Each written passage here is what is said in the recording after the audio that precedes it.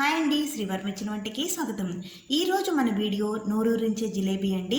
ఎక్కువసేపు పిండి నానపెట్టనవసరం లేకుండా సింపుల్గా 15 నిమిషాలు ఎలా తయారు చేసుకోవాలో ఈ వీడియోలో చూద్దాం. ఈ వీడియో మీకు నచ్చినట్లయితే లైక్ చేసి సబ్స్క్రైబ్ చేసుకుని పక్కనే ఉన్న బెల్ ఐకాన్ క్లిక్ చేయడం మర్చిపోకండి. జిలేబీకి కావలసిన వస్తువులు: 1 కప్పు మైదా,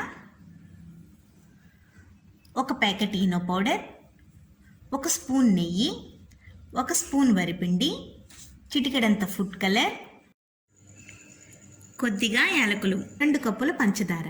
మనం ఏ కప్పుతో అయితే మైదా తీసుకుంటామో అదే కప్పుతో 2 కప్పులు పంచదార తీసుకోవాలండి.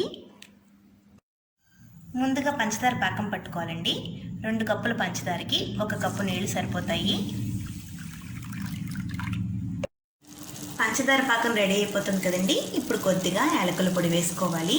మరీ తీగ పాకం అవసరం లేదు, పంచదార కరిగిపోతే సరిపోతుంది.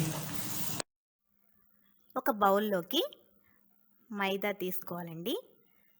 దానిలో వరిపిండి,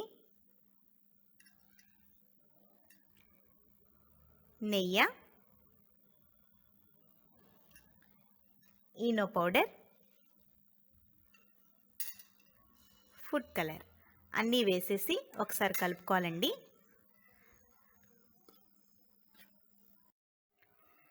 అన్నీ కలిసేలా కలుపుకున్నాం కదండి.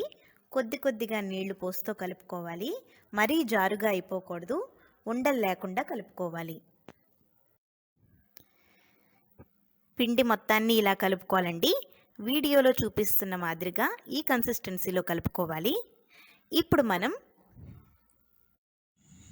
ఇప్పుడు మీరు తయారు చేసి పెట్టుకున్న పిండిని ఇలా సాస్ బాటిల్లో కానీ లేకపోతే ఒక కవర్లో కానీ వేసుకోవాలండి.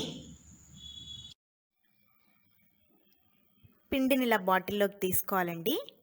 మనం ఈనో పౌడర్ వేసాం కాబట్టి ఎక్కువసేపు నాననవసరం లేదు. డీప్ ఫ్రైకి సరిపడినంత ఆయిల్ పెట్టుకుని అది వేడెక్కాక మాత్రమే జిలేబీలు వేసుకోవాలండి. మీడియం ఫ్లేమ్లో వేయించుకోవాలి.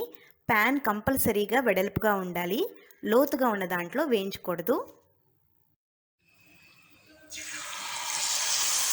జిలేబీని ఇలా వేసుకోవాలండి. 2 పక్కల వేగాక మాత్రమే మనం పాకంలో వేసుకోవాలి.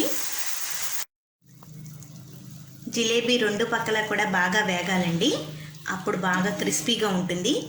మనకి వేగిందో లేదో ఒకసారి ఇలాగ మనం అంటే చూడండి, క్రిస్పీగా సౌండ్ వస్తుంది కదా. అప్పుడు మనం తీసేసి వెంటనే పాకంలో వేసేసుకోవాలి. పాకంలో వేసి ఒక్కసారి నెమ్మదిగా ఇలా అనాలండి. 2 నిమిషాల్లో తీసేయాలి. అన్ని జిలేబీలు కూడా ఇలాగే తయారు చేసుకోవాలి. చూసారు కదండి, అప్పటికప్పుడు మీకు జిలేబీ తినాలనిపిస్తే ఈ విధంగా తయారు చేసుకోండి. ఎంతో జ్యూసీగా క్రిస్పీగా కూడా మీకు జిలేబీ రెడీ అయిపోతుంది. మీరు కూడా ట్రై చేసి ఎలా వచ్చిందో నాకు కామెంట్ చేయండి. Thank you for watching.